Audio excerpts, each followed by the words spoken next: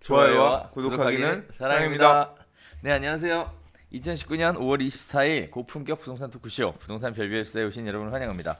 일단 첫 번째 소식인데요. 3기 신도시 서북부 교통망을 확충하겠다라는 국토부 장관의 발표가 있었습니다. 이걸 두고 주민들 사이와 부동산 업계의 의견이 좀 많이 갈라지는 모습들을 보여주고 있는데요.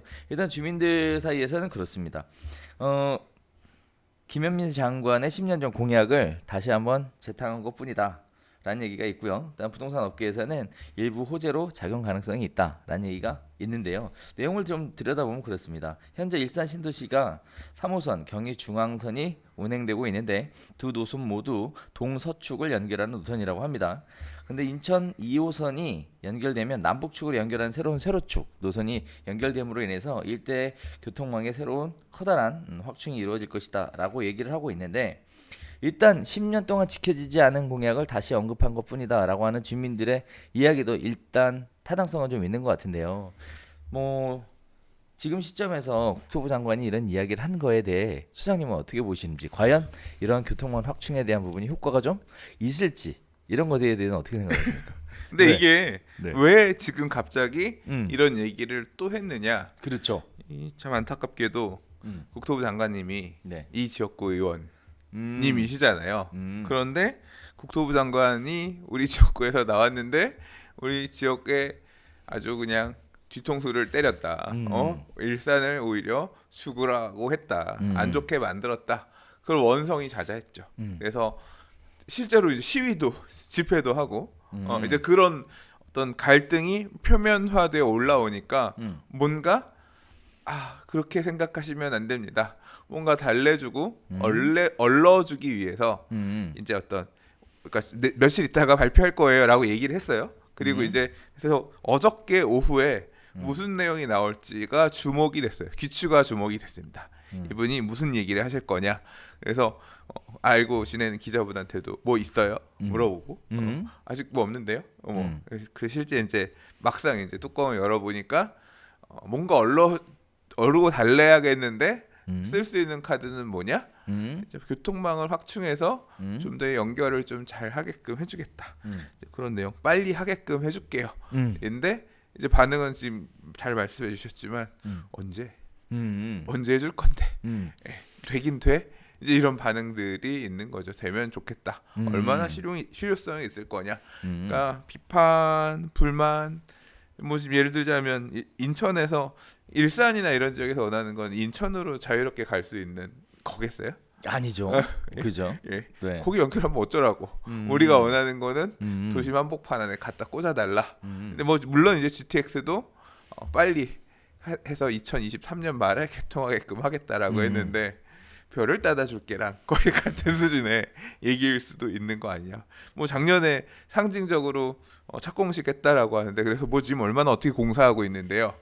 다 이런 게 보여주기, 그때 면피하는 어떤 그런 목적이 아니냐, 이런 비판들이 있는 상황이고, 그래서 뭔가 기대했는데 또 열어보고 났더니 뭔가 기대했는데 뭘 주려고 하나 봤더니 말로 선물을 주고 주는 거구나. 이제 그런 실망이 있는 거고, 뭐 구현이 된다라고 하면 예를 들자면 GTX와 같은 광역교통망이 진짜 그렇게 빨리 들어간다거나 뭐 이제 추가적인 교통 개선 대책들이 뭐 가시화돼서 실제 이용할 수 있게 된다라고 하면 지역 주민들 입장에서는 좋겠죠. 예. 뭐 폄하할 필요도 없지만 그렇다고 해서 사실 한편으로는 너무 기대하기에는 이제까지 뭐라고 해야 될까요? 양치기 소년? 늑대가 나타났다. 그러니까 뭐 하기 싫어서 안 했던 건 아니겠죠. 근데 이제 그런 과연 될까? 그냥 또 이러다가 또 말겠지. 그렇죠. 뭐 이제 그런 실망도 여전히 있는 것 같고, 그렇죠. 개인적으로는 그냥 그런가 보다. 얼마나 될까? 되면 좋은 거겠지만 근데 이번에 발표하면서 크게 두 가지 얘기가 더 있었던 걸로 기억하고 있는데요. 일단 GTX A 노선? 네, 네 대한 얘기가 좀 언급이 있었는데, 뭐 실제 뭐 사고 시작한 거냐 안 한 거냐, 사본 왜 안 떴냐, 뭐 이런 얘기들이 또 같이 있었던 것 같고, 그리고 또 하나는 무슨 벨리 얘기가 몇 번 나왔던 것 같은데 혹시 알고 계시는 게 자세히는 있습니까? 잘 모르겠어요. 아 그래요? 네. 그것도 이쪽 지역에 음. 또 이런 얘기들이 있더라고요. 이쪽 지역에 뭐 벨리 얘기가 나오면서 음. 지역구만 살리게 하는 거 아니냐. 음. 또 이런 얘기들이 또 나오는 것 같아서. 지역구를 음. 사실 좀 너무 안 돼서 음. 살릴 수 있는 지원책이 좀 있었으면 하는. 네. 그러니까 사실 그런 거예요. 왜 일산 주민들은 음. 나와서 시위를 했을까? 3기 신도시 대책에 대해서 음. 시위를 했을까? 저는 그분들의 공포심도 어느 정도 이해는 되거든요. 그렇죠. 왜냐하면 우리 일본이 망했다라고, 신도시 망했다라고 하면서 우리나라에 어쩌다 보니까 자꾸 망한 신도시의 대표격으로 일본의 타마 신도시가 맨날 얘기가 나와요. 그렇죠. 저는 어디 붙은 동네인지도 모르겠지만 그렇죠. 맨날 언론에서 잘 소비해줬기 때문에 저도 봐서 알고 있죠. 뭐 늙은 사람들만 살고 있고 뭐 새로 뭐 유입이 안 되고 그래서 폐허 같이 변하는 우리나라 부동산도 이렇게 될 것이다. 뭐 이제 그런 식으로 언론에서 소비를 좀 한 바 있죠. 근데 일산 신도시 주민들이 지금 나름 그런 공포감, 아니 우리보다 더 젊고 이쁜 애들이 좀 더 가깝고 좋은 위치에 만들어주고 그 주변에 자족 도시처럼 뭐 이렇게 하겠다라고 자꾸 정책을 내놓으면 우리는 이대로 잊혀지는 거 아니냐, 우리는 정말로 타마신 도시처럼 먼 지역에 슬럼화되는 거 아니냐. 이제 그런 것에 대한 공포가 결국 그 나오게끔, 거리로 나오게끔 했을 거라고 생각하고요. 이런 대책들이 어떤 그런 공포로부터 자유로울 수 있는, 정말로 다시 이 서울의 주요 지역으로 연결을 하는 어떤 그런 역할을 해줄 수 있을까? 사실 또 생각해봐야 될 문제죠. 그렇죠. 주민들이 이런 불만들이 강하다 보니까 지금 현재 협의는 잘 이루어지고 있지 않은 것으로 보여지고 있고요. 다만 발표 내용에 의하면 내부적으로는 좀 얘기가 오고 가는 것으로 이렇게 보여지고 있는데, 그러면서 또 동시에 이제 지가 하락에 대한 부분도 너무 그렇게 과대해서 이야기하지 말아달라. 이게 되게 웃겨요. 1억 떨어졌다. 네. 떨어지지 않았다. 네. 떨어지게끔 해야 합니다라고 얘기하는 네. 정부의 관계자가 있고, 네.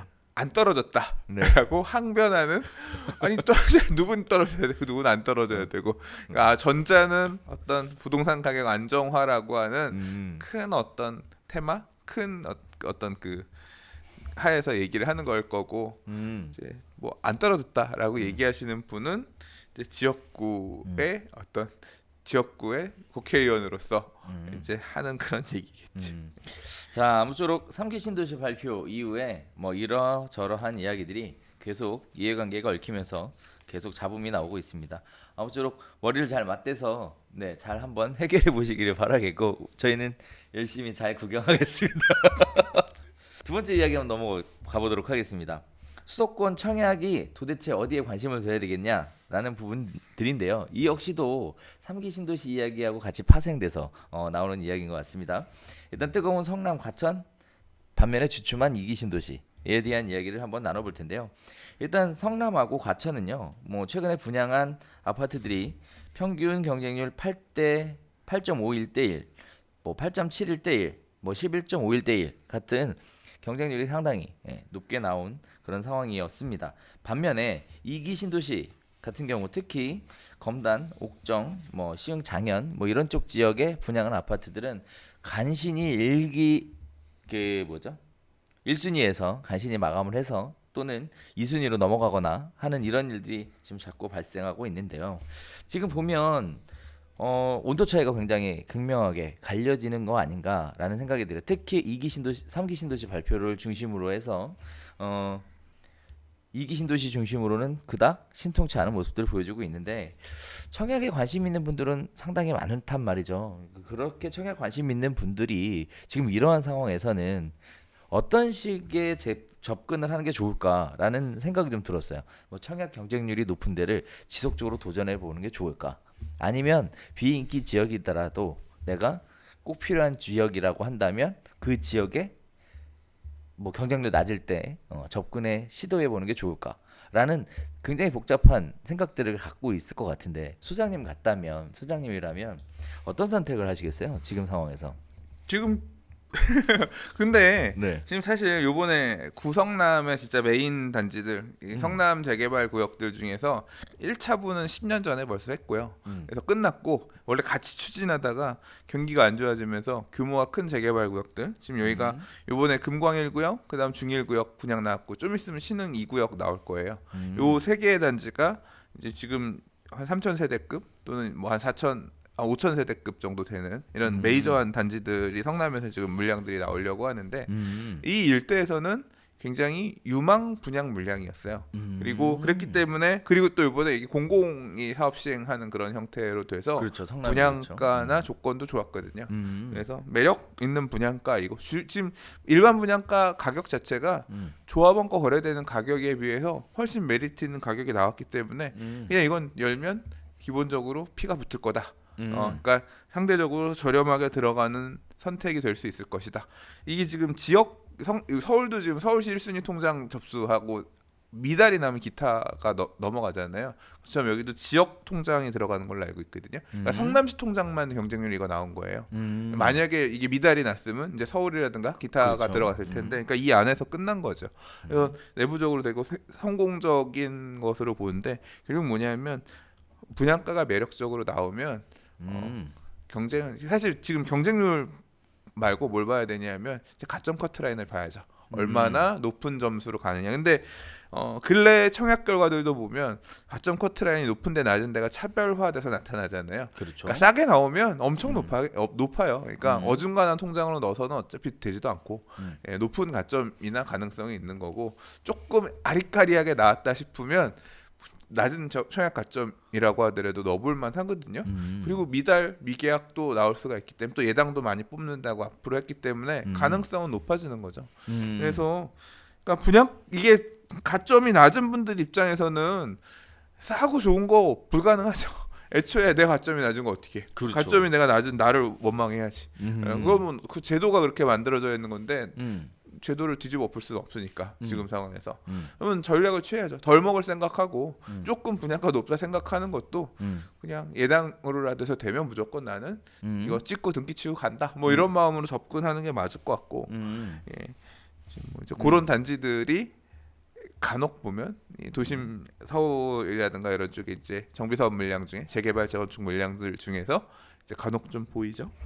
그러면 예, 선생님 말씀에 의하면 2기 신도시나 3기 신도시 때문에 그랬다라기보다는 분양 물량 자체가 워낙에 우량 매물이었고 우량한 분양 아파트였고 그 다음에 인기 지역이었고 그리고 또 하나는 분양 가격도 저렴하게 분양이 돼서 사람들의 관심을 많이 받았다. 이렇게 봐도 무관하겠네요. 그렇죠. 근데 지금 이기순 도시가 미진한 이유는 이게 언론에서 소비도 잘 안 돼요. 붐업도 잘 안 돼. 왜 그럴까요? 왜요? 사람들이 똑똑한 거예요. 이미 다 알아. 그러니까 일기 신도시 이게 신도시의 운명이 되게 참 그런 게 일기 신도시 서울에서 그래도 꽤 거리가 있는 지역에다가 200만 원 건설한다고 해서 지었잖아요. 그렇죠. 예.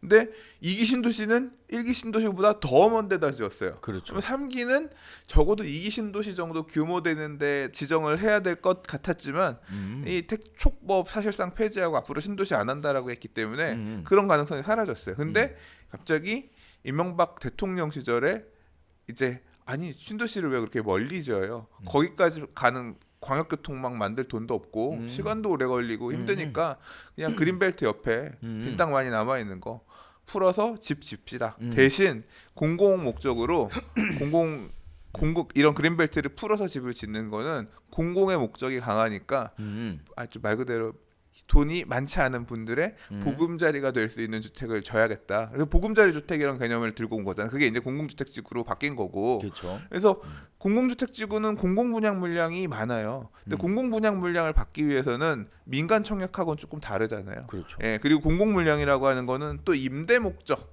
또 분양 전환 뭐 얘기 말 많지만 그런 물량들도 꽤 많이 들어 있거든요. 임대 아파트, 행복주택, 그다음에 공공 분양 그리고 분양 전환 민간이 제한적으로 있단 말이에요. 전체 공급 물량 중에서 그걸 받기 위해서는 애초에 내 집 마련 전략이 좀 별개인 거죠. 근데 3기 신도시가 결국은 뭐냐면 공공주택 지구들을 뭉쳐가지고 또 약간 그걸 규모를 키워서 이제 이런 개념의 위치로 들어가다 보니까 상대적으로 2기 신도시는 제일 못난이가 되어버린 거예요. 예, 여전히 광역교통 대책이 제대로 뚜렷하게 보이지 않은 상황에서 도로라든가 혈도교통이라든가 이게 좀 어떻게 가야 되나? 그러니까 어떻게 보면 서울의 주거 수요를 분산해 주기에는 약간 거리감이 있는 지역에 공급 계획을 벌써 10년 전부터 수립했던 거고 그 계획에 따라 지금 이제 와서 공급을 하는 건데 이게 지금 사람들이 워낙 학습 효과가 많이 있어서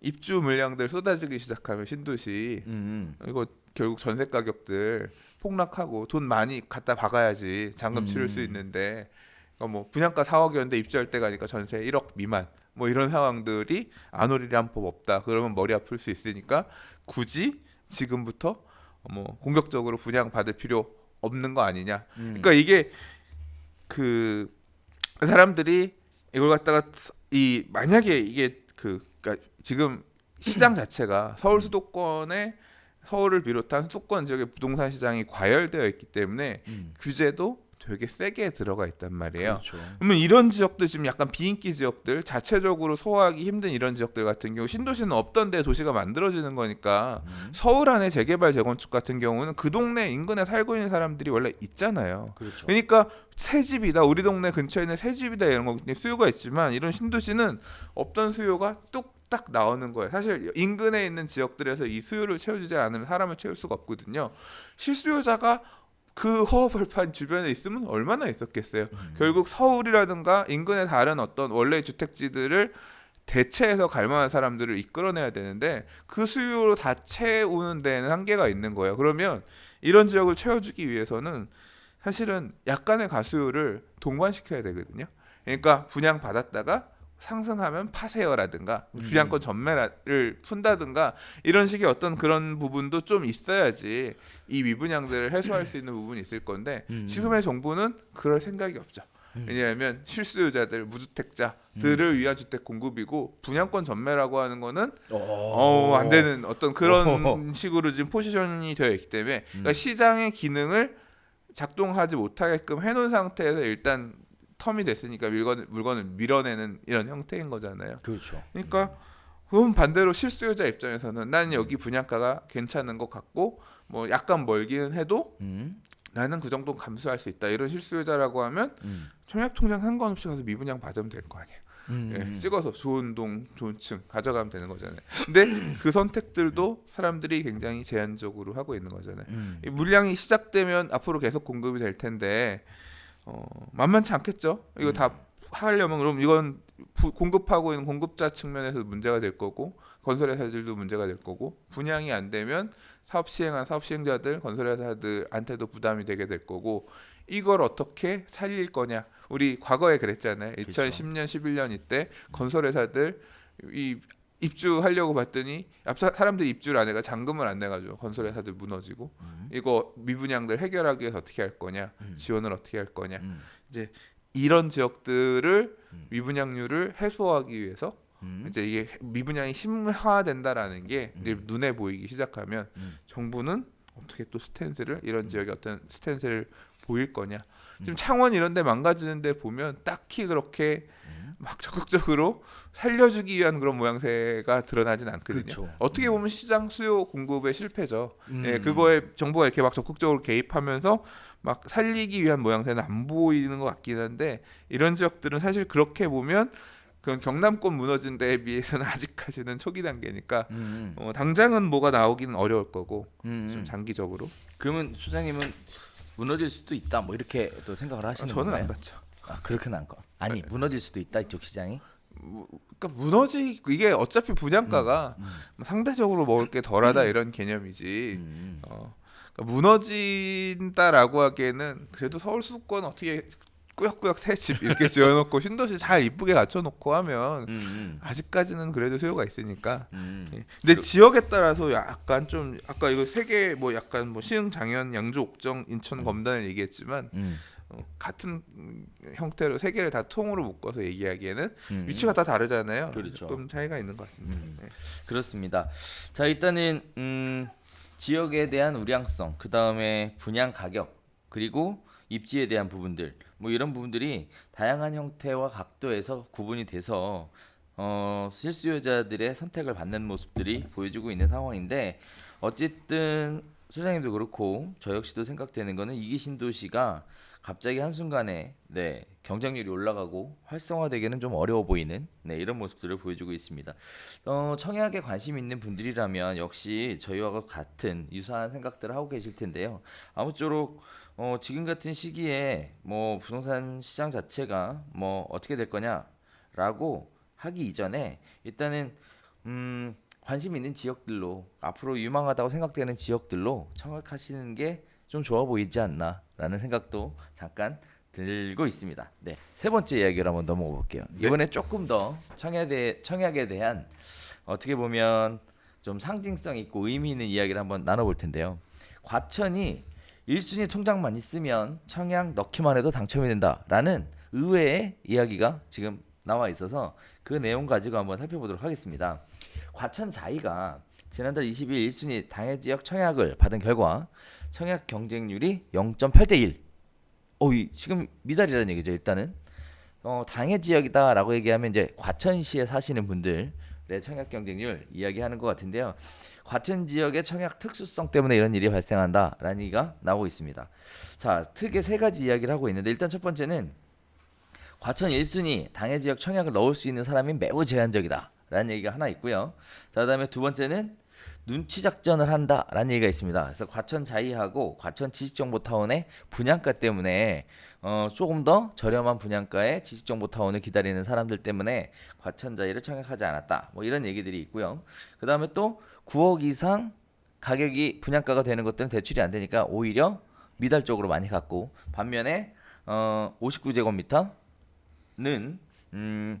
상대적으로 많은 사람들이 청약을 한 이런 모습들을 보여주고 있다라는 세 가지 이야기가 나왔는데요.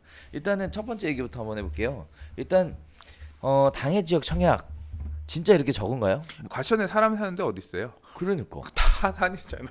그러니까. 이렇게 녹지잖아. 과천 가보면 산과 대공원과 이렇게 그러니까 말 그대로 그린벨트 안에 정보종합청사랑 일부 사람들 모여 살고 저쪽 양재 쪽 가면 일부 있고 그러니까 주거 지역이 굉장히 제한되어 있는 동네 그러니까 인구가 많지 않은 동네잖아요. 인구 자체가 많지 않다. 그러니까 청약통장 1순위 가진 사람도 적고 그래서 이제 당연히 지역 그래서 그 평촌이나 이런 지역에 있는 분들 중에서 과천의 아파트를 분양받으려고요.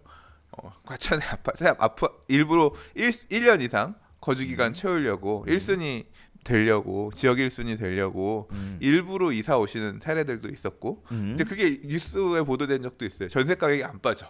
왜냐하면 지금 전세를 들어가야지 1년 지나면 지정타 들어가서 청약하고 그다음 과천 안에 있는 이 과천 재건축 물량도 일반 분양 받으려면 지역 1순위가 돼야 되니까 그러니까 수요는 있는데 그러니까 1순위가 되기 위해서 전세를 들어가려고 하는 수요는 있는데 문제는 집이 빤하니까 앞으로 이제 지어주면 지식정보타운 지어지고 과천에 재건축 끝나 새 아파트 많이 생기고 하면 그때는 인구가 조금 더 늘겠죠. 근데 그러겠죠. 지금은 물리적으로 없으니까 그러니까 전세 테크가 전입 테크네요.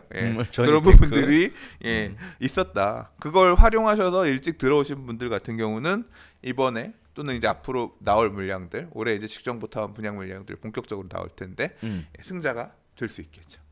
잘했어 하면서 스스로를 칭찬하게 될 수 그래서 있겠죠. 지금 또 얘기를 뒤져보면 과천 지역은 1순위 당해 지역에서 마감된 적이 없었다. 거의 없었다. 다 앞에 과천 재건축 2단지도 그렇고 1순위가 그러니까 다 그러니까 서울도 보면 1순위 미달되면 기타 지역들이 다음날 1순위 청약하고 하잖아요. 그렇죠. 그런 게 있었는데 요새 서울 그런 거 생각 못 하죠. 그렇죠. 거의 서울 안에 1순위로 끝나니까. 그렇죠. 여기도 그런 거예요. 근데 다만 여기 통장이 부족해서 미달이 나왔는데 0.8대 1이면 오 많이 들어왔네. 라고도 볼 수 있는 거고 미달이 낮다는 얘기는 여전히 많이 안 넣은 거 아니냐라고 볼 수 있지만 사실은 이제 지식정보타운의 첫 분양이라고 할 수 있는 제이드자이가 좀 있으면 분양할 거거든요. 실제로 과천에 저걸 두고서 청약통장 쓰려고 하는 분들 사이에서 얘기를 그렇게 해요. 지식정보타운이 확실히 분양가가 매력이 더 있을 것 같아서 그쪽으로 가려고 일부러 안 쓰고 있어요. 이번에 나온 거 안 할 거예요. 스킵할 거예요. 이런 얘기들 하시는 걸 들었거든요. 실제 그런 소리도 있는 것 같습니다. 아 그렇군요. 자, 그 두 번째 이야기인데 일단은 그 3.3제곱미터당 평균 3,253만 원이라는 과천 역대 최고의 분양가를 이루었던 과천자이보다는 과천 지식정보타운 같은 경우에는 공공택지를 개발한 곳이어서 분양가 상한제가 적용이 되고 이에 따라 아직 분양가는 확정되지 않았지만 훨씬 더 저렴할 것으로 보여지기 때문에 사람들이 많이 과천 지식정보타운을 기다린다라고 네. 볼 수도 있다라는 건데요. 과천 통장들은 지정타 기다리고 있는 게 맞습니다. 아 그렇군요. 자, 그 다음에 뭐 이 얘기는 다들 아시는 얘기일 것 같아요. 일단 9억 원 이상이 되게 되면 대출 제한이 묶이기 때문에 9억 원이 안 되는 아파트 쪽으로 좀 더 많이 몰리고 9억이 넘는 아파트로 관심이 좀 떨어지는 것 같은데 잠깐만 제가 이런 말씀 하나 드려보려고 해요.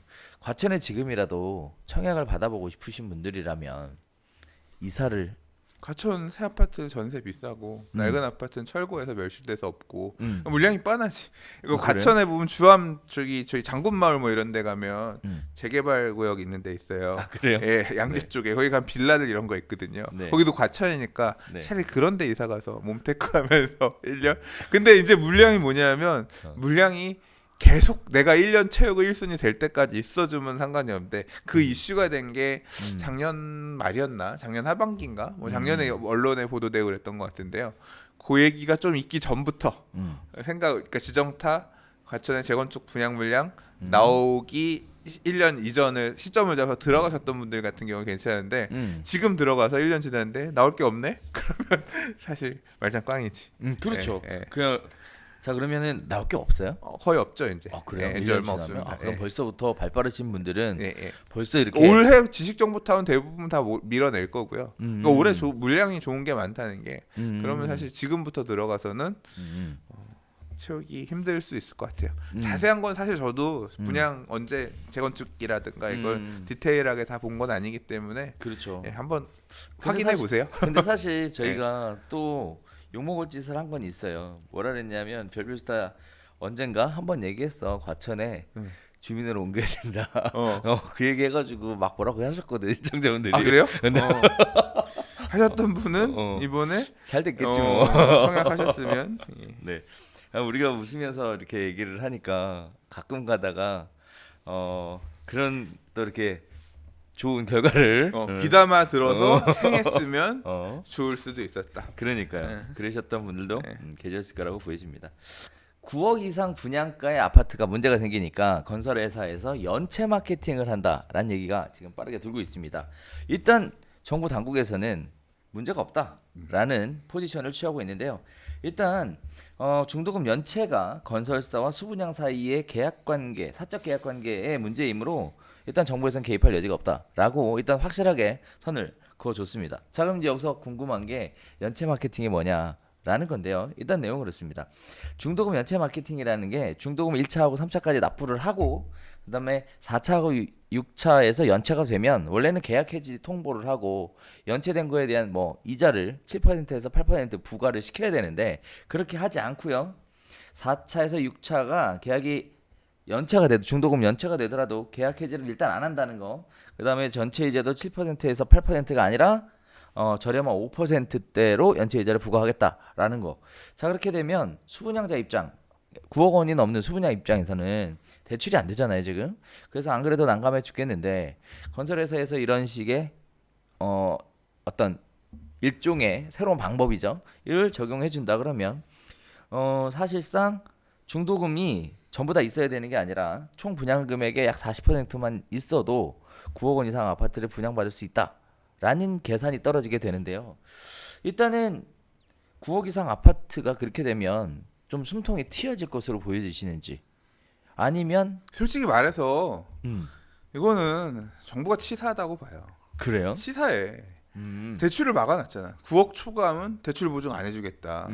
그러니까 대출을 못 쓰잖아요. 니들이 알아서 줘라라고 하는 건데 그러니까 돈 없는 사람들은 아예 9억 초과하는 거 청약할 엄두가 안 나는 거잖아요. 집이 내가 살고 있는 집 전세로 묶여 있거나 이렇게 돈이 묶여 있으면 대출을 해주지 않으면 그렇잖아요. 내 1주택자고 또는 무주택자고 전세 살고 있는데 그럼 전세 집을 뺄 수는 없잖아요. 그렇죠. 살아야 되잖아요. 대출을 해주지 않으면 내가 강남에 새 아파트에 뭐 15억 넘어가는 거를 사고 싶은데 내가 깔고 있는 집 전세가 8억이야. 근데 그거 왜 분양 대금도 대출도 안 되니까 다 납부해야 된다라고 하면 방법이 없는 거예요. 그렇죠. 예, 청약도 못 해. 그렇죠. 근데 그거는 사실 그런 거 저는 이 뭐 그 부동산 금융을 잠궈서 부동산 시장에 돈이 돌게끔 하는 부분을 최대한 막으려고 한다. 뭐 이제 그런 정부의 그걸 갖다가 뭐 이해 못하는 바는 아니나 결국 아무튼 이렇게 막아놨는데 또 분양이 꾸역꾸역 되잖아요. 그렇죠. 저는 9억 이거 되게 분양이 안 될 줄 알았는데 그렇죠. 꾸역꾸역 되잖아요. 이거 돈 많은 사람 진짜 많네. 그렇죠. 저도 되게 놀라운 거예요. 그렇죠. 근데 이제 살짝 아리까리하니까 건설 회사 입장에서도 아 이거를 저희가 대출을 정부에서 해주진 말라고 했으니 보증을 안 해주겠다라고 하니까 저희가 다 빌려드릴 수는 없고 왜냐하면 이걸 또 건설회사가 지급보증해가지고 막 다 빌려주려고 하기 시작하면 그렇죠. 건설회사 입장에서도 부담이니까 그렇죠. 나름대로의 답을 찾은 거죠. 보니까 아 돈은 한 분양대금의 30-40% 정도 있으신 분 같은 경우는 잔압하세요. 그러면 중도금 앞으로 내야 될 거에 대해서는 우리가 일반적으로 미납 금액에 대해서는 연체 금리를 보통 막 8% 그러니까 기준 그렇죠. 금리에다 8% 10% 이게 연체 개월수에 기간에 따라? 따라서 막 붙어가지고 엄청 높은 엄청나요. 글을 장난 아니에요. 쓰게끔 하고 있거든요. 근데 그걸 우리가 안 받을게요. 일단 40%만 돈 꽂으시면 나머지는 그냥 일반적인 조달금리 수준에서 우리가 떠안아 드릴게요. 일종의 그런 거 돈을 안 내도 우리가 그거를 감내하겠다 이런 거니까. 그러니까 청약을 유인하고 촉진하기 위해서 나름대로 작은 플랜을 그런 식으로 만들어서 건설회사 사업시행자 조합이 이제 프로모션하기 위해서 낸 거죠. 이런 식으로 해서 꾸역꾸역 넣겠다. 계약금이 40% 들어오면 해제 못 하거든요. 그러니까 돈이 경기가 안 좋을 때는 계약금 10% 이런 식으로 5% 해놓으면 시장이 안 좋아지면 그거 포기하고 나 안 할래 만세 부르는 사람들이 나오는데 이게 40%씩 들어가게 되면 서로 그게 쉽지 않아요. 해제 뭐 중도금 이만큼 들어간 상태이기 때문에 일방에 의해서 계약 해제도 어렵고 대신 충분히 돈을 저희 사업장에 꽂아주세요. 그러면 남는 것에 대해서는 우리도 이렇게 익스큐즈 하겠습니다. 이제 그렇게 만든 거고 저는 나름 괜찮은. 그러니까 이렇게 되면 실수요자들 말 그대로 자금이 조금 한계가 있는 실수요자들 중에서도 이런 식으로 그러면 40% 이렇게 넣고 있다가 살고 있는 집 전세 빼서 입주할 때 내면 대금 납부할 수 있는 거잖아요. 그렇죠. 예, 그러니까 그런 부분을 고려해서 예, 마케팅을 하고 있는 거고 정부 당국에서도 문제 없다라고 했으니까 그렇죠. 뭐 이렇게 또 돌파구들을 찾아가면서 분양하면 되지 않겠냐 싶네요. 자, 9억 이상의 분양가의 아파트가 사람들로 하여금 부담스러워서 청약을 많이 주저하는 모습들을 보여주고 있고요. 거기다 또 방배 그랑자이 같은 경우에 9억 넘는 아파트가 분양이 다 안 됐습니다. 거기에 따라서 9억 넘는 아파트를 어떻게 분양을 한번 해볼까라고 머리를 굴리다가 만들어낸 게 일단 정부에서는 집단 대출이라는 걸 못하게 하니 결국은 연체 대출인 거죠. 네, 연체라는 걸 통해서 이러한 상황을 빠져나가 보겠다라는 일종의 꼼수였는데요. 결국은 이런 생각이 들어요. 연체 이자를 낼 거냐 아니면 대출 이자를 낼 거냐. 결국 아파트를 분양받은 사람의 부담만 가중된 것이지 실제 이렇게 이게 활성화가 돼버리면 좋을 것 같진 않아요. 처음부터 아예 그냥 되게 해주는 게 맞지 않았을까라는 생각도 드는 부분이에요. 정부가 근데 금융정책 항상 부동산 금융정책을 부동산 시장에 개입하기 위해서 간접적으로 개입하기 위해서 금융정책을 되게 많이 활용하는데 네네. 포지션을 바꾸기는 쉽지 않을 않죠. 겁니다. 네. 그죠. 자, 그래서 우리가 또 이 얘기를 하나 드리고 싶은 게 사실 우리가 이거 별별싸 하면서 또 얘기는 했었던 거예요. 그래서 대출 부분 막 얽히면서 문제 있어서 우리가 무슨 얘기했냐면 앞으로 P2P 업체 논하겠다. P2P도 적극적으로 P2P가 그냥 돈이 자라.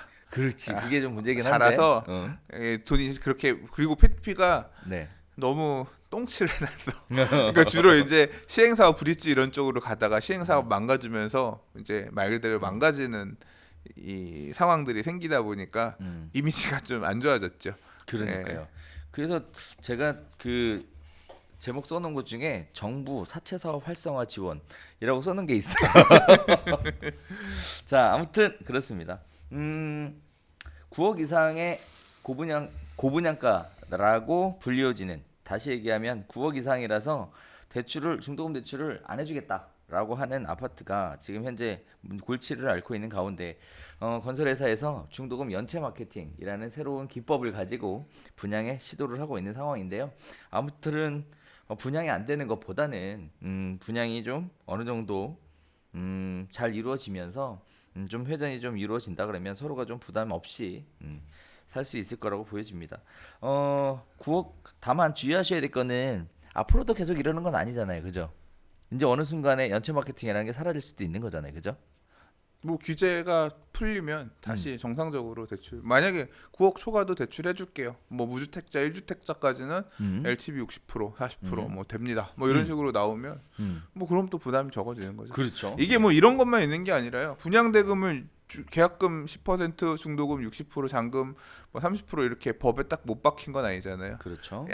경기 안 좋을 때는 계약금 뭐 10% 20% 걸고 중도금을 뭐 별로 없게 한다고 하고 잔금 일시납 뭐 이런 식으로 미분양 나는 경우들은 그런 식의 마케팅도 많이 있었거든요. 그건 사업 시행자들이 안 팔리고 잘 팔고 싶으면 할인도 해주는데 예. 뭐 예전에 경기 안 좋을 때 할인 분양을 법률적으로 이런 경우도 있었어요. 그러니까 미분양을 똑같이 아파트를 8억에 분양을 했는데 지금 원래 이제 입주 지정 날짜에 8억 계약금 10% 중도금 60% 잔금 30% 이렇게 납부하게끔 해서 기존에 분양한 사람들이 있는데 시장이 안 좋아져서 입주할 때 가니까 시세가 7억이 됐어요.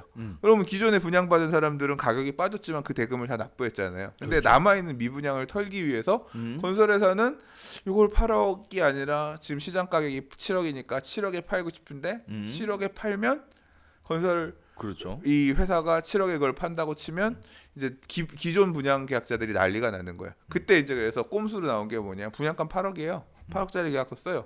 잔금이 언제인지 알아요? 4년 뒤. 한참 뒤에. 4년 뒤에 잔금 치세요.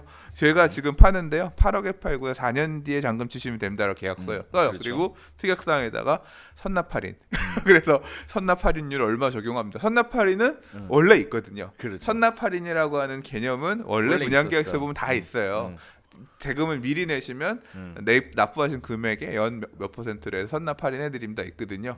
그걸 갖다 쭉 적용하면 4년 뒤, 8년 뒤 막 잔금 이렇게 해서 선납 할인하면 할인율이 분양 대금의 뭐 10%, 뭐 15% 이런 식으로 할인을 원래 4년 뒤에 잔금 납부하기 시기로 한 건데 왜 오늘 내세요? 일찍 하셨으니까 선납 할인해드릴게요. 그래서 분양 대금 8억 중에서 뭐 1억을 까주는 뭐 이런 식의 어떤 적용이 됐었거든요. 그러니까. 뭐 그런 것도 사실은 상황에 따라서 이 활용해가면서 미분양을 털어내기 위해서 건설회사들 또는 사업 시행자들이 고생했었는데 뭐 그런 방법 중에 하나라고 보면 될 것 같아요. 그렇죠. 네. 그래서 사실 참 머리들은 좋은 것 같아요. 뭐 그것만 있나요? 잘 네. 아시겠지만 애프터 리빙이니 뭐니 사라고 결정하세요. 엄청 많죠. 예, 일단 네. 전세 보증금이라도 깔고 이렇게 환매처럼 먼저 넘겼다가 다시 뭐 마음에 안 들면 다시 살게요 등등 미분양 털기 위해서 정말 머리 많이 써가지고 다양한 거 많이 나왔었죠. 네. 그러니까요. 네. 또 한편으로는 이런 생각도 해보셔야 될 것 같아요. 지금 이게 어떤 규정에 의해서 연체 마케팅이라는 게 진행이 되는 게 아니라 일단 미분양이 돼서 어쩔 수 없이 연체 마케팅이라는 것을 적용하는 거거든요. 다시 얘기하면 앞으로 내가 9억 이상 아파트를 분양받았을 때도 연체 마케팅이 적용될 거라고 기대를 하면 그건 좀 무리가 될 것 같습니다. 그러니까 일단 자금에 대한 상황 먼저 꼼꼼하게 점검해 보시고 무리하지 않는 청약하는 게 더 바람직한 방법인 것 같습니다. 일단 엄청난 경쟁률 때문에 세간에 큰 이슈가 됐었던 아주 깜짝 놀랄 만한 이야기가 있었습니다. 네. 공덕 SK 리더스 뷰가 무려 46,031건이 아파트 분양을 하나 받아보겠다고 엄청나게 몰려 들어가서 서버가 다운되고 난리가 나는 이런 일이 발생을 했는데 사실은 내용은 그래요. 2017년 8월 달에 분양했던 물량이고 매물의 분양가는 뭐 이런저런 옵션을 다 합쳐서 8억 8,240만 원으로 9억이 넘지 않는다. 그런데 입주는 2020년 8월에 예정되어 있습니다. 얼마 안 남은 거죠. 1년 조금 더 남았네요. 그런데 문제는 이렇게 되면 한 가구가 계약이 취소분이 나왔다라는 건데요. 사실 이 부분에 있어서 두 가지 이야기를 나누고 싶었던 건 뭐냐면 일단 왜 계약 취소분이 이제와 나왔을까요? 2017년 8월에 분양한 거고 지금 2019년이잖아요. 1년 반이 넘었는데 왜 이제 계약 취소분이 나왔냐에 대해서 이런 얘기 나와요. 기사들이 여러 가지 기사들이 있었지만 그 중에 하나를 보면 재건축 조합원이 이미 다른 곳에 재건축 분양을 받아서 여기가 취소가 됐다. 뭐 이런 얘기가 나오는데 그쪽도 전문가시잖아요. 예? 이게 왜 그러는 거예요, 이게? 이게 네. 청약제도가 너무 어려워요. 그러니까 이런 막 부적격 당첨 이러면 아니 나쁜 새끼 이 청약제도를 이게 잘못 활용하니 나쁜 새끼네 이런 식의 덧글을 달리는 거 보면서 진짜 한마디 해주고 싶어요. 당신이 부적격인지 아닌지 모를걸요. 그만큼 어려워요. 그러니까. 내가 이 지역에서 청약 1순위가 되는지 안 되는지가 너무 법령이 복잡해요. 저도 한참을 보고 봐야지 이해가 되는 부분도 많고 사실 엄두가 안 나서 안 보고 있는 부분도 있어요. 이게 뭐냐면 이 2016년 11월 달에 주택 공급에 관한 규칙이 바뀌어요. 그래서 투기과열지구 또는 청약 조정 대상 지역에서의 1순위는 과거 5년 이내에 주택에 당첨된 이력이 있는 사람이 세대원에 있으면 1순위가 안 돼요. 그 규정이 2016년 11월에 추가가 되거든요. 근데 그런 내용을 잘 사람들이 몰라. 그렇게 법이 바뀐지도 몰랐고 그렇죠. 몰랐단 말이에요. 근데 나는 과거에 일반 분양 아파트도 아니고 재개발 또는 재건축 투기과열지구 당시에는 아니었어요. 규제 지역도 그렇죠. 아닌 상황에서 공급받은 이력이 있었는데 그냥 청약통장이 있으니까 쓴 거예요. 당첨이 됐어. 그거를 아무도 조합도 아파트 투유 금융결제원도 아무데도 그거를 확인을 안 해준 거예요. 부적격이 아니라는 거죠. 그래서 계약까지 체결하고 해서 다 갔는데 이걸 갖다가 작년에 국토부에서 이 조합원 분양 받은 물량이 있었던 사람이 청약회가 당첨된 이력을 다 조사를 해가지고 이 사람 부적격이다 걸러내서 해지 처리하라고 통보를 시켰어요. 여기만 있는 게 아니라 사실 지금 다른 아파트들도 있어요. 고기 물량들도 이런 식으로 나올 것들이 있다는 얘기입니다. 그래서 부적격 처리가 돼서 물건이 다시 튀어나온 거기 때문에 이 사람은 뭐 억울해도 어쩔 수 없죠. 이거 나 분양 잘 받아가지고 대박 났다라고 생각했는데 알고 보니까 내가 무적격이었던 거니까 이 사실 별도의 문제도 있습니다. 이 계약금 부적격이기 때문에 계약금을 안 돌려줘도 된다, 뭘 취해도 된다라는 규정이 있어요. 그래서 아니 내가 몰라서 한 건 맞지만 그 돈은 줘야 되는 거 아니야? 피 날라간 거와는 별개 그런 이슈도 사실 정비 사업에 지금 있긴 있는데요. 이제 지금 그 얘기를 하고자 하는 건 아닌 거니까. 이제 그 물량이 나온 거고 2007년도의 분양가, 2017년의 분양가였는데 이제 공덕 같은 경우는 가격이 그 이후에 많이 올랐잖아요. 그러니까 지금 시점에서 볼 때는 굉장히 매력적인 분양가인 거고 그 하나를 받기 위해서 오, 엄청난 예, 그렇죠. 47,000원 이거 하던 날 저희 네. 부동산 사이트 카페 트래픽도 네. 엄청 올라왔고요. 아, 그래요? 심지어는 검색어 순위에도 1등이 공덕 SK 뭐 진짜? 공덕 예. 그러니까 이 아파트가 뭔지를 알아보기 위해서 외부 그랬구나. 유입이 엄청 늘어났어요. 이게 그러니까 일종의 로또다. 이제 그런 거죠. 예. 그러네. 아니 그래서 뭐 분양을 받으면 5억에서 6억 원 이상의 시세 차익을 거둘 것이다라는 기대감이 굉장히 컸던 건데요. 제가 생각하는 두 번째 질문이 있어요, 소장님. 네. 그래서 소장님은 접수하셨어요, 안 하셨어요? 안 했죠. 왜 안 하셨어요? 돈 없어요. 돈이 없어서 안 했구나. 그러니까 저는 뭐 누누이 얘기를 하지만 네. 이번 상승장에서 네. 제일 필요한 건 현금 유동성이다. 앞으로는 금융이 계속 막히고 가면 저는 사실 대출이 기존에 신규 발생한 대출이라기보다는 과거에 어떤 제 능력 범위에 비해서 많이 받아놓은 대출이 다 10년 전 거 뭐 그런 거예요. 근데 그런 대출들이 있는데 계속 매달 지금도 계속 상환하고 있거든요. 근데 이게 잠길까 겁나는 거예요. 그러니까 만약에 환술 대출을 기존에 쓰고 있는 것도 연장이 안 돼서 돈을 토해내라고 하면 진짜 답이 없거든요. 그러니까 규제 부동산 상승장의 끝물에서는 규제에 따라서 이 금융을 활용하게 되기 힘들어지는데 그렇기 때문에 그럴수록 나는 현금 확보에 몰두를 해야 된다라고 개인적으로 생각하고 있고. 아, 예, 그래서 그리고 현금 확보 차원에서 그러니까 뭐 부동산을 더 사서 돈을 더 벌고 싶다라는 생각은 요만큼도 없습니다. 아, 그렇군요. 예, 그냥 갖고 있는 것을 정리하지 않고 잘 보유해 나가는 것도 훌륭한 재테크다라고 생각하고 기존에 있는 걸 놓치지 않고 잘 유지해 가려고 되게 노력하고 있는 거죠. 당연히 그렇죠. 안 사요. 네, 저는 더 살 생각 없어요. 아, 그렇군요. 네. 아니 저는 그런 생각을 했어요. 사실 사실 제가 돈이 있냐 없냐를 떠나서 46,931명이 열심히 노력할 때 난 뭐 했나 이런 생각을 하더라고. 다시 얘기하면 왜 얘기 안 해주셨어요? 여기다가 한번 청약해보라고. 저는 접수 한번 해보라고. 저는 이 확률이 낮아서 로또도 안 사요. 저는 아 그래요? 예, 복권 이런 것도 안 하고 도박 네. 이런 것도. 그러니까 확률이 낮은 거 안 해요. 그거 안 해도 알겠습니다. 좋은데. 네, 알겠습니다. 네. 어차피 안 돼. 알겠습니다. 이거 되면 뭐냐면 알겠습니다. 평생의 운을 다 쓰는 거야. 내가 볼 때. 아 그래요? 돼도 안 좋아. 자 그래서 46,931명 중에 한 명 48세 땡땡 씨가 당첨이 됐다고 이분 합니다. 생일이 나랑 같아요. 아 그래요? 그 7이 으로 되어 있는데 보고서 그래요? 아 그래요? 어. 아무튼 축하드립니다. 네. 평생의 운을 다 썼다는 얘기가 이분한테는 해당되지 않기를 네. 네, 바라면서 아무튼 이런 좋은 기회들이 시장에 가끔 이렇게 흘러나오는 것 같아요. 네, 그래서 혹시라도 그런 기회들이 본인에게 온다면 나쁘지 않을 것 같습니다.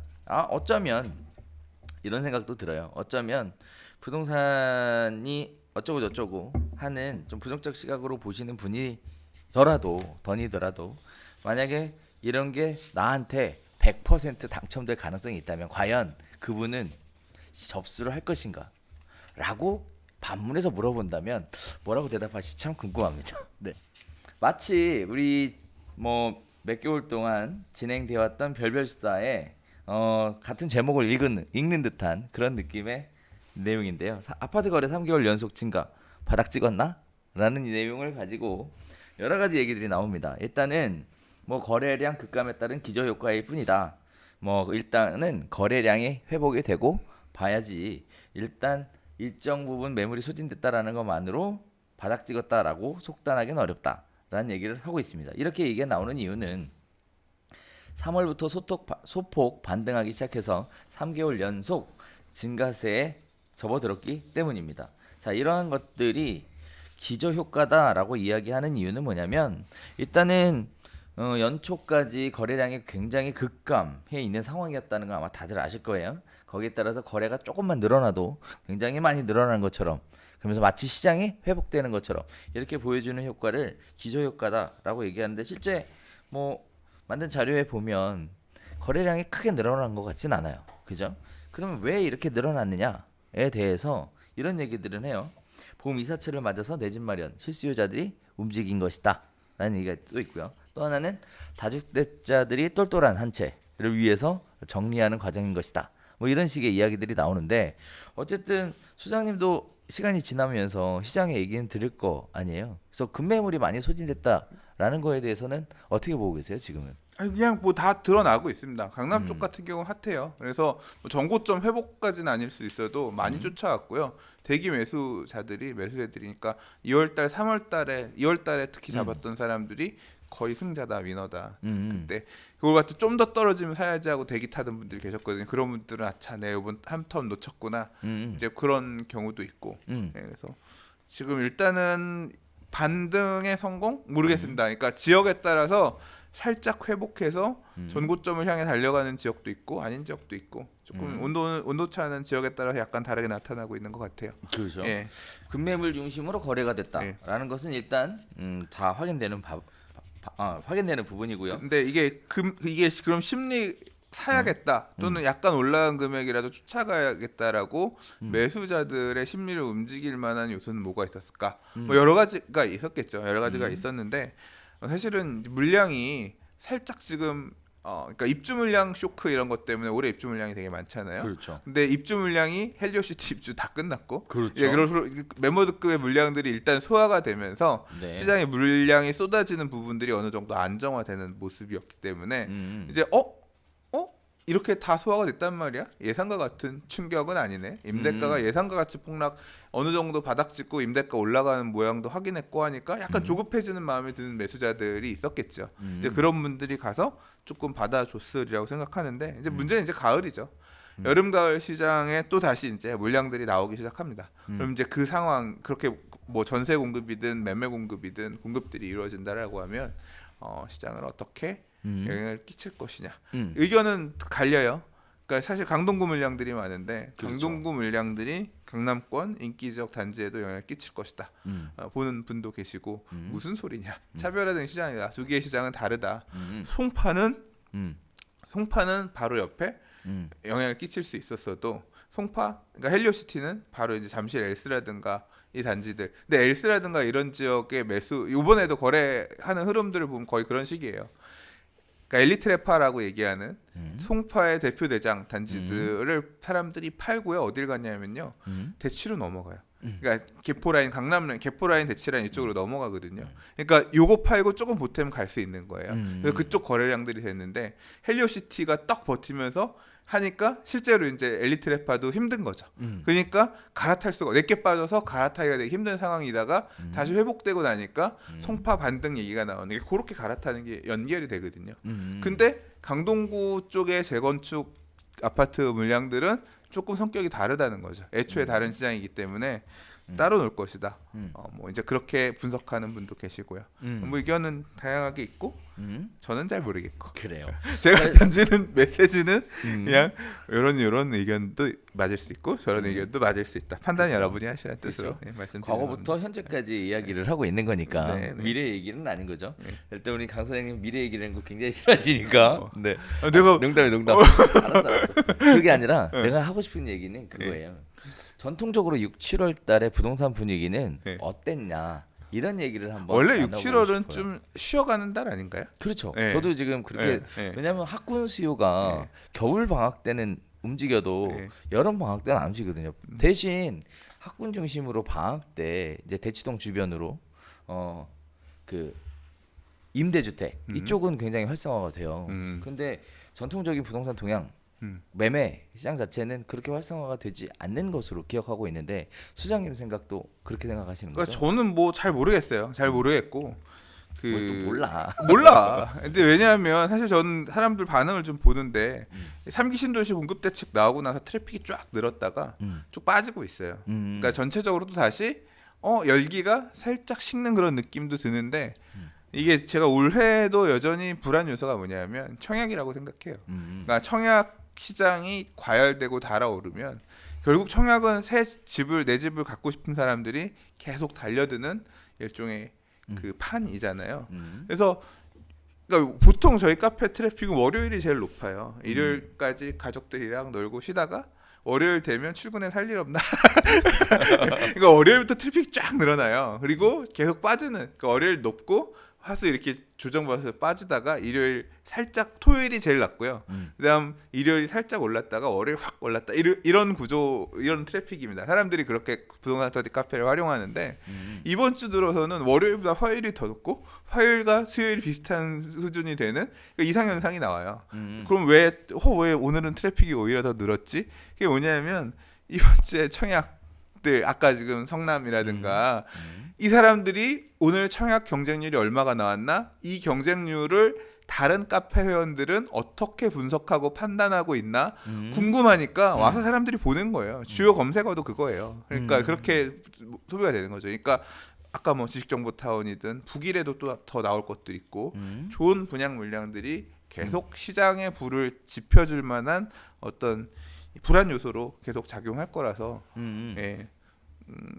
앞으로 6월달 지금 이 분위기 자체는 살짝 소강 상태의 느낌이긴 하지만 이제 이런 분양 물량들이 계속 과열되고 사람들의 자극하면 그렇잖아요. 와서 봤는데 분양 내용 보려고 와서 봤는데 보니까 어디가 얼마 올랐어요. 저희가 또 얼마 올랐네요. 물건이 하나도 없네요. 이런 글도 보이기 시작하면 불안해지기 시작하는 거지. 그런 부분들이 맞물려서 영향을 끼칠 수 있다 생각합니다.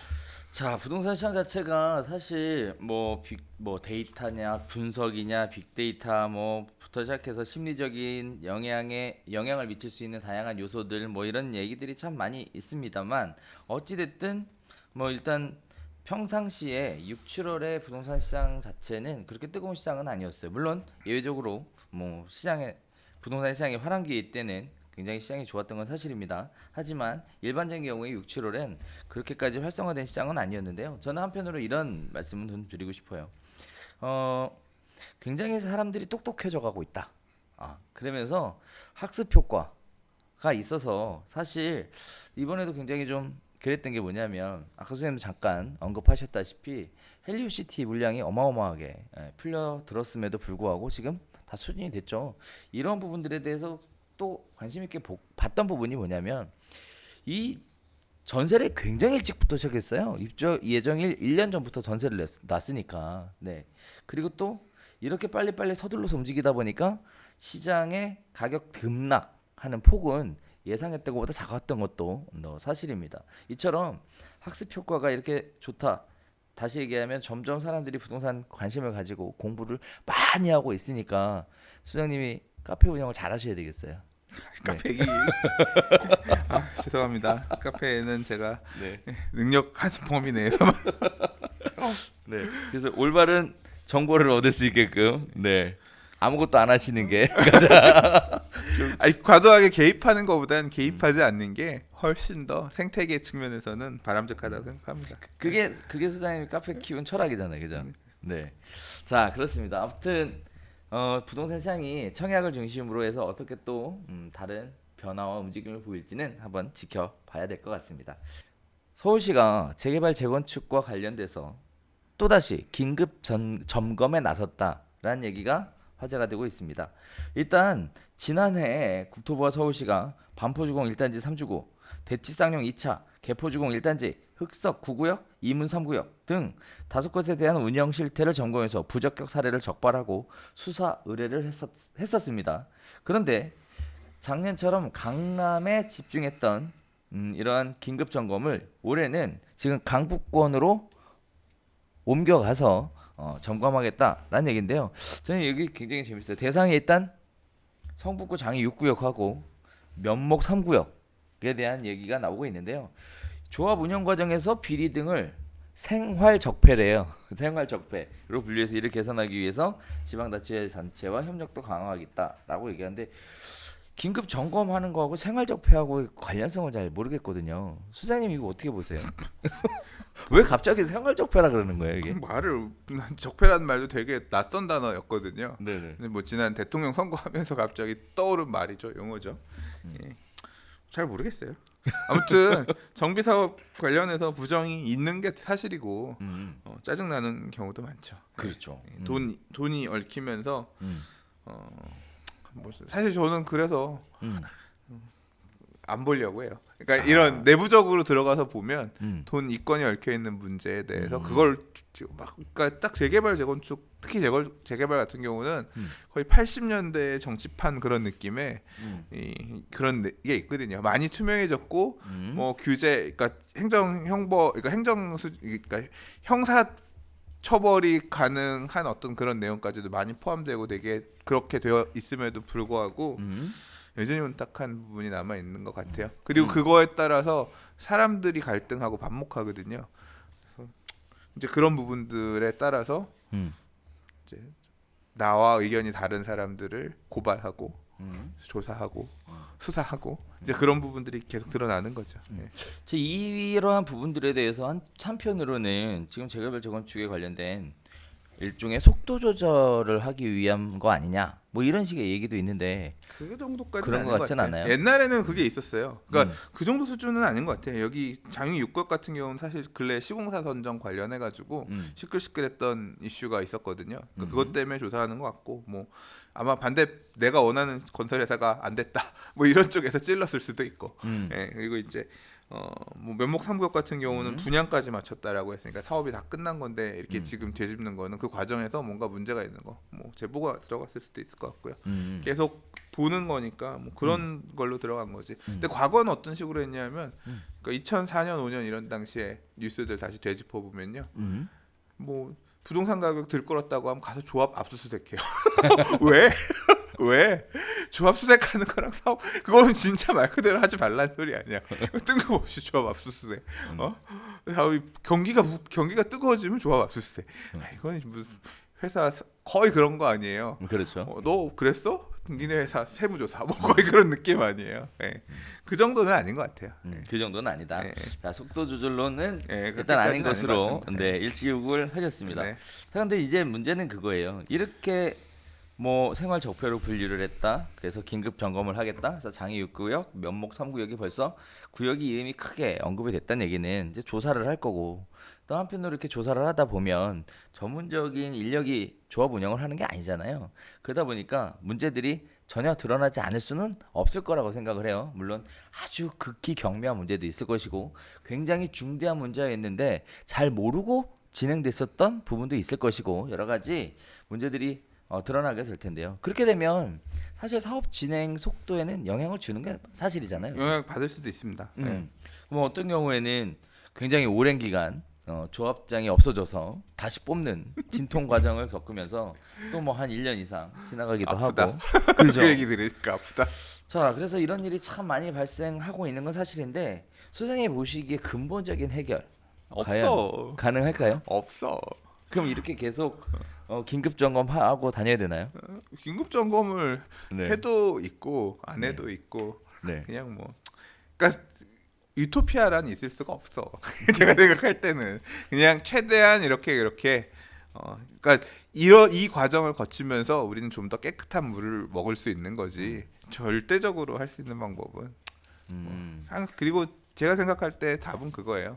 조합원들이 재개발 사업에 참여하는 조합원들이 이 운영하는 사람들이 딴 마음 안 먹게끔 계속 감시하고 이 새끼들이 이상한 짓 하네. 그러면 뒤집어 엎을 준비도 하고 항상 그러니까 딴 생각을 먹지 못하게끔 좋은 조합장 만나고 이런 게 사실 진짜 복이에요. 좋은 조합장, 좋은 총무이사, 사업에 대해서 잘 아는 그러니까 지금 잘 아는 역동적인 사실 저는 막 이 재개발 조합에 연세 많으신 분들이 조합하는 거 별로 안 좋아합니다.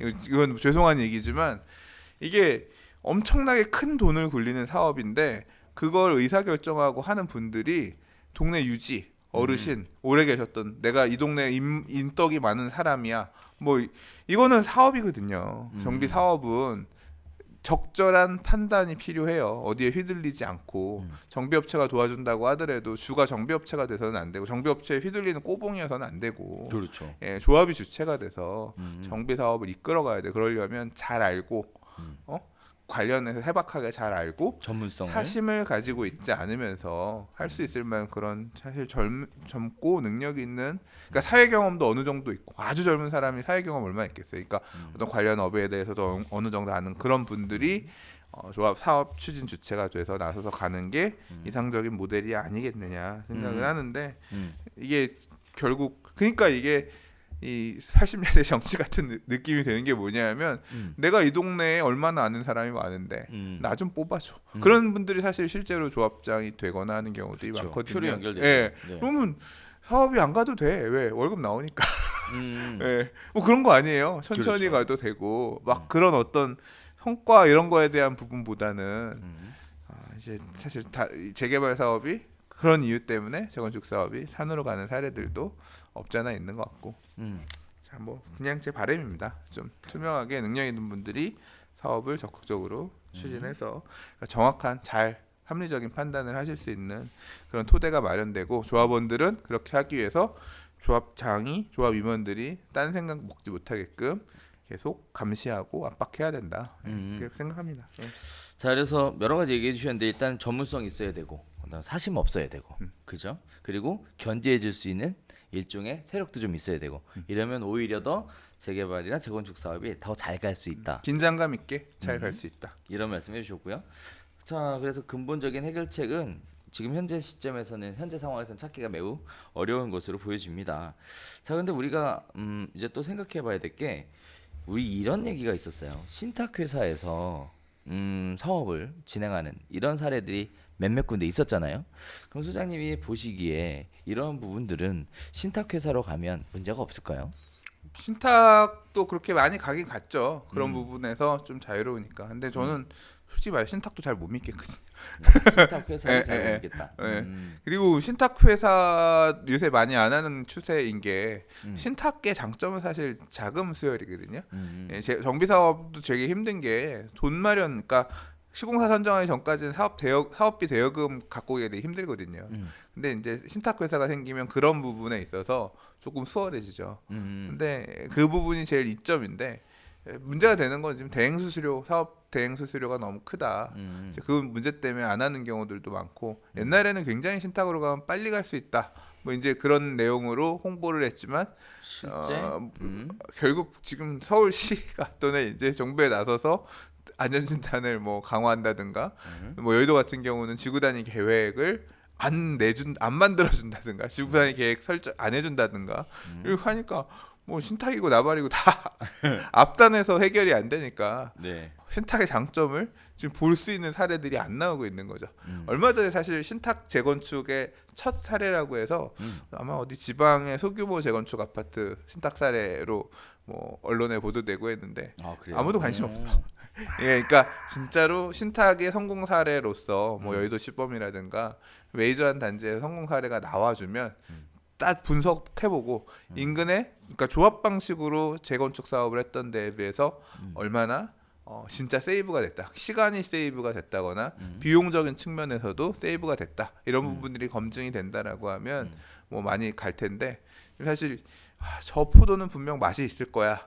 그거 수준이 실제 맛인지를 아직 검증들이 안 됐어. 그러니까 지금 시점에서는 조금 또 재건축을 많이 막 해주려고 하는 분위기가 아니다 보니까 신탁이라고 하는 거는 초기 단계인데 초기 단계 재건축이 뭐 갈 수 있을 만한 그런 여건이 안 되니까 다들 뭐 어차피 안 되는 거 뭐하러 이해관계를 늘려서 우리가 지금부터 가냐. 천천히 보자 이런 반응들이 재건축 현장 사업장에서는 전체적으로 있는 것 같습니다. 그러니까 안 되는 것 같아요. 그렇군요. 네.